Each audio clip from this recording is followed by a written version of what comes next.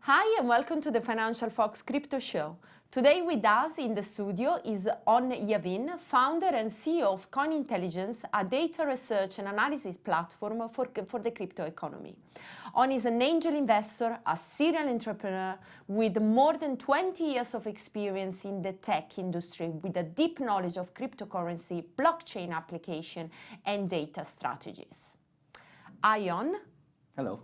It is a pleasure to have you here with us on the show, and I think what's the best topic to talk about that Facebook new cryptocurrency? Absolutely. First of all, thank you for inviting me. Everyone is talking about Libra now, and everyone the crypto industry is going mad. Yes, in a frenzy. And not only the crypto industry, we are seeing so many people outside the crypto industry talking about it, trying to analyze it. In my opinion, this new coin by Facebook is a fake cryptocurrency. I think that they're calling it cryptocurrency because it has a good buzz, and maybe it's a digital currency, maybe, but it's definitely not cryptocurrency. And I actually made a new name for it, which is called a crap coin.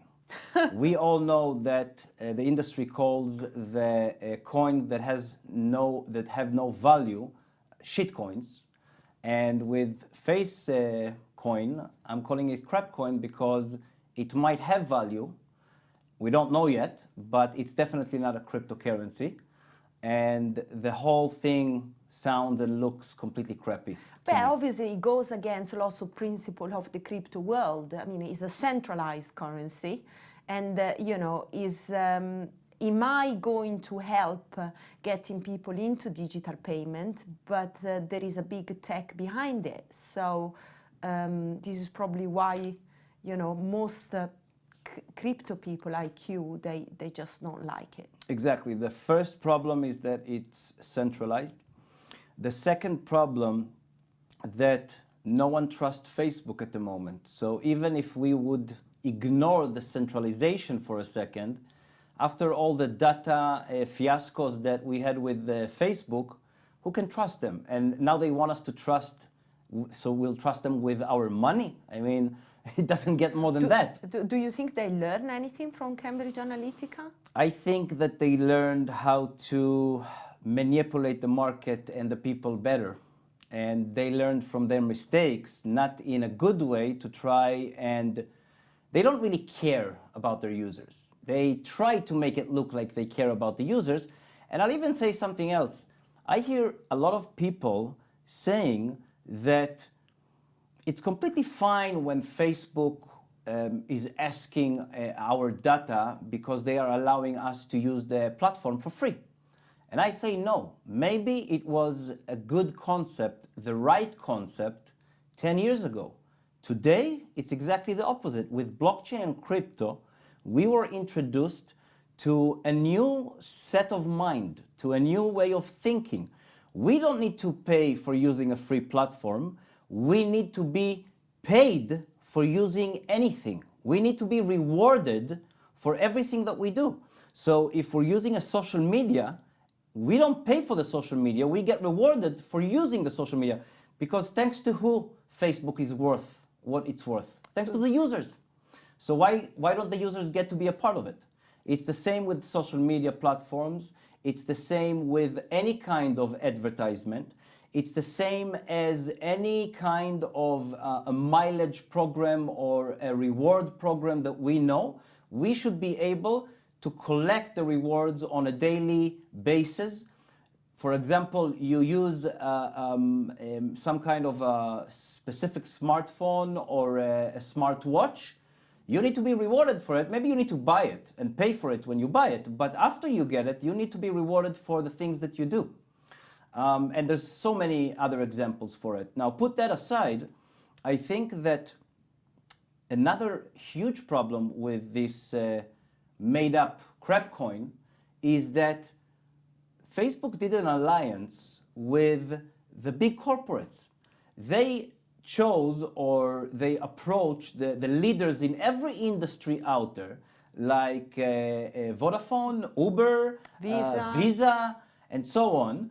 And they would like to continue the situation where the corporates are continuing to dominate all of us, making the fortune, making all the money. And have total control over the And have data total control users. over everything. And that's exactly the opposite from cryptocurrency, the real cryptocurrency.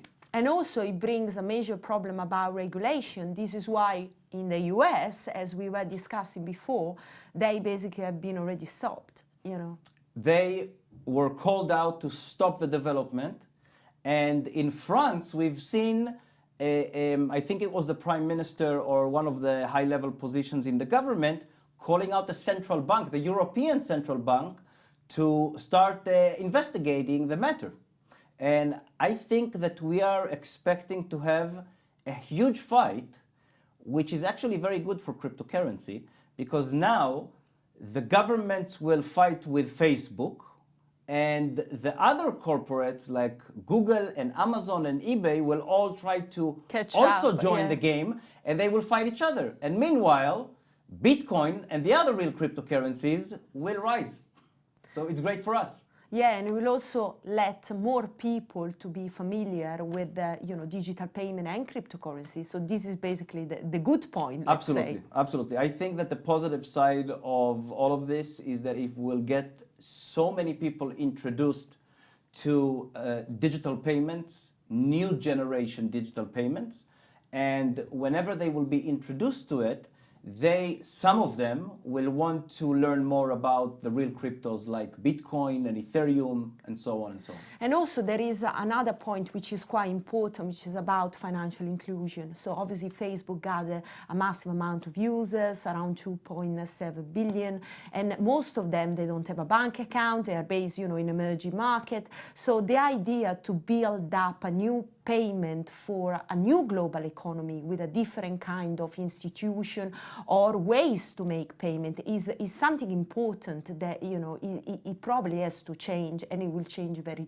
very soon in our world. So this idea that underpins, let's say, Facebook plan to launch a new currency is a good idea, but the way they are working around it is probably, but probably they wouldn't be able to do anything else. I mean, what they can come up with, So I agree with you that the concept and the vision is really, really good and can help many different people across the globe.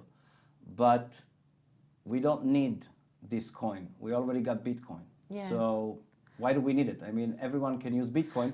And for the people that are saying that Bitcoin is too volatile, we already have a few great stable coins. So we don't need Facebook so-called cryptocurrency, which is trying to make it look like a stable coin cryptocurrency.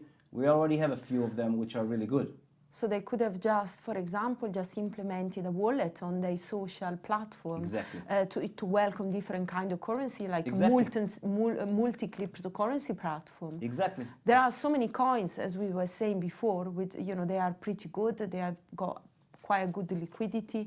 So maybe this coin is just a way to get more power, or to try to get. Of course, it's exactly that. So you think will be a failure?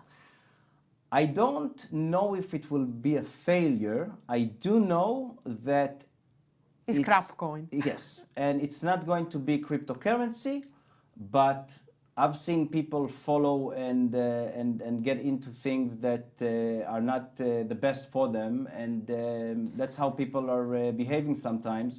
And it might take time and it might succeed, but after 10, 20 years, people will realize that it's not cryptocurrency and they can choose something which is much, much better for them. It might be just a transition period. So yes, I think it will be. So going back to crypto exchanges, I wanted to dive a little bit more into this subject because, you run a platform that is dealing with crypto exchanges and crypto project every day, and you have big problem with the so-called scam.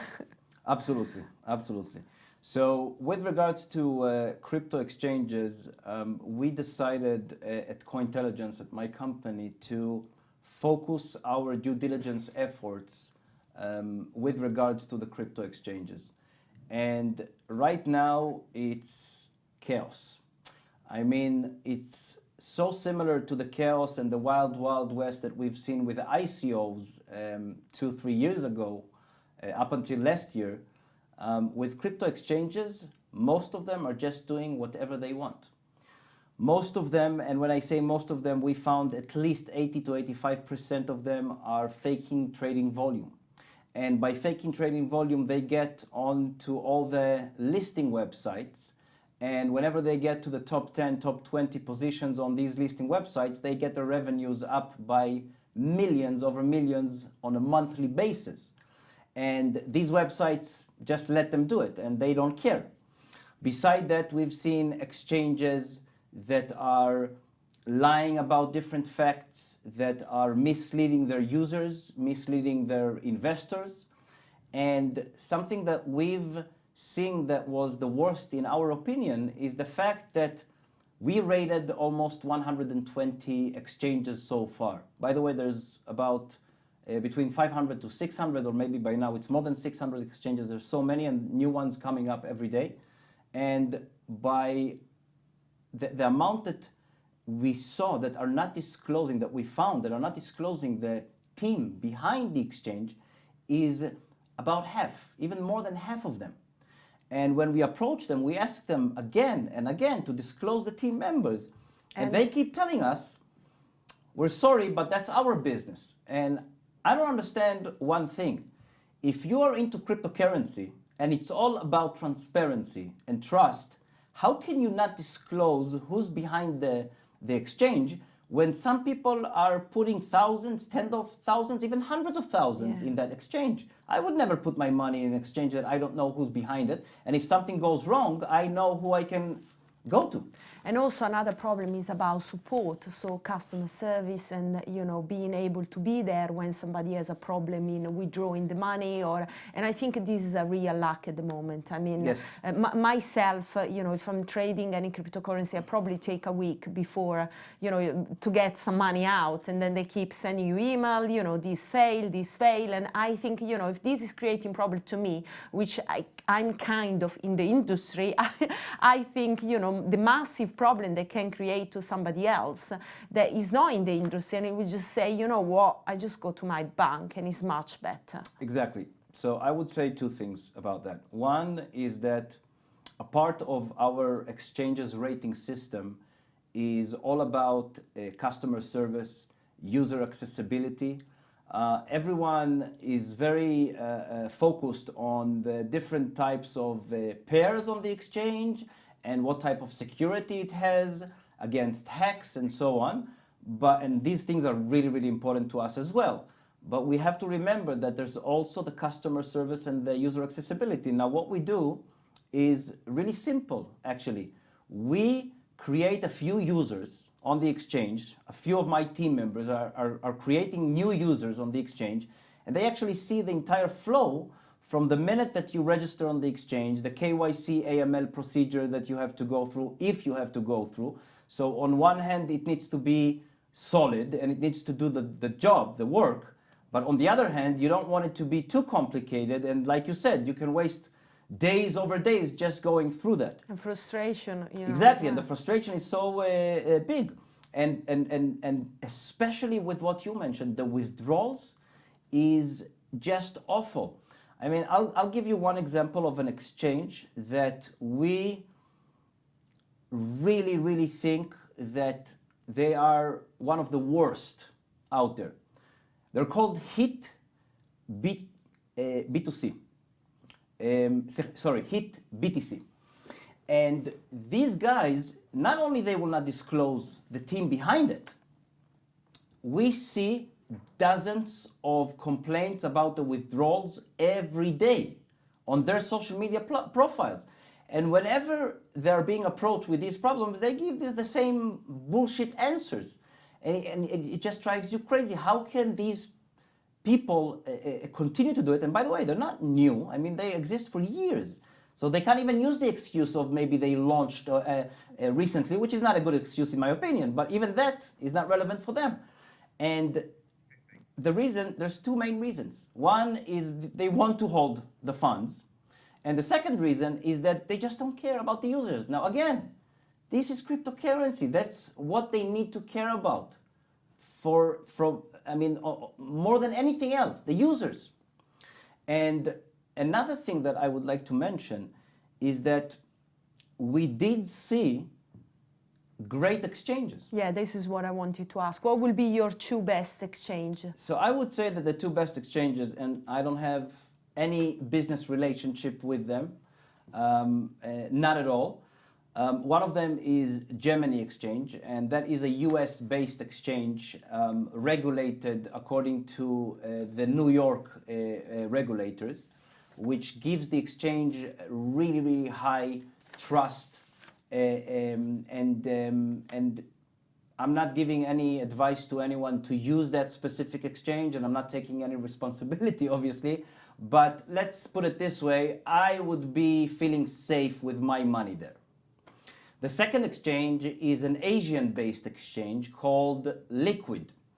And we rated Liquid and we gave them a high score, a very good score. And after we rated them, we wanted to double check a few things. So we sent them a few questions, like we always send the different exchanges. Not only they answered instantly and gave us everything that we asked them, they even provided us with additional documents that are non-public at all. And I can say that they are the best example for full transparency, and that's what crypto is all about. Okay, Owen, this is really good recommendation. Now I want to bring up a word, scam. Ooh. So I let you come out with some comment. That's the magic word.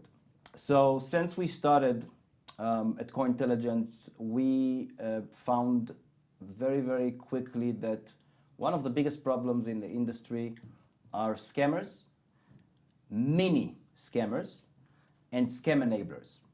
Everyone keeps talking about the scammers. Scammers is easy to explain. People with a fake project, fake identities, fake website, fake everything, just want to take your money and run away. But mini scammers are founders of crypto startups that are not looking to take your money and run away. Some of them really believe in the projects that they are building, but they're building bullshit projects like landing a blockchain on the moon, or creating a blockchain phone, or doing a coin for this specific community or that specific group of people.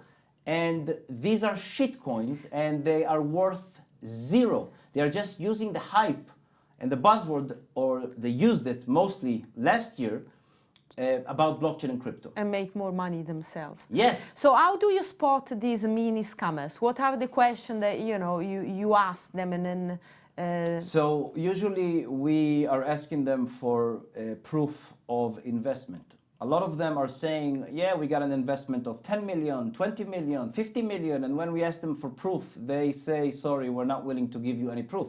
Now with crypto, it's not a problem to prove. You just give the wallet addresses and that's it. But they're not even willing to do that. A second example is that we check for the content.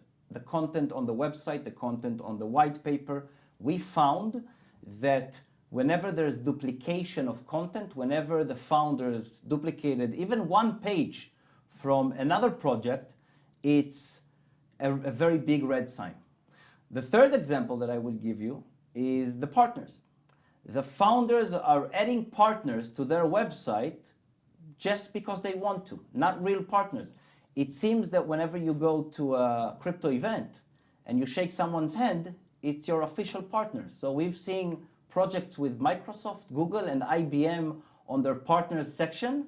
And when we approached the companies, they never heard about these projects and didn't have any clue what we're talking about. And the list goes on and on. There's many other types of mini scammers. But the last example that I will give you is scam enablers. The problem with the industry is not only the scammers or the mini scammers. it's also the publishers that are enabling scams and allowing them to advertise on their platforms. It's the YouTubers, the reviewers that are doing reviews for different projects. It's the podcasters, obviously. It's even the event organizers that are letting scammers establish booths at the events and selling their shitcoins. And by the way, it's still happening. It's not only last year. I've seen it happening a couple of times this year. So you think they are still driving? I mean, yes. Okay. Absolutely. But that will go less and less yes. as the market gets more regulated. Yes, we do see that there is a reduction in the amount. A clean up, at least. For now. It is for now, because we don't know what's going to come up. And you know as well as me that every week there's a new initial. So we have ICOs, and then we started seeing STOs, and now IEOs, and who knows what will happen next week or next month. Yeah. So whenever there's a new initial, there's a new types of scams. Yeah, but the good thing is that now with this big, Facebook coin, we will probably see some positive impact on the cryptocurrency market. More exposure, at least, more people paying attention. Yes. Probably even my dad will say, what's about that, what is going to happen? And that can only be positive, a positive part of the journey, let's say. As you said, we are still at the beginning. Yes, we are still at the beginning, and it's all completely new. It doesn't matter that Bitcoin and blockchain exists for 10 years. Most of the world didn't hear about cryptocurrency up until 2-3 years ago. And yes, I think that it will change and evolve. And also don't forget the regulations. And as long as the regulators will do their work and actually implement crypto regulations, then I am sure that it will help as well.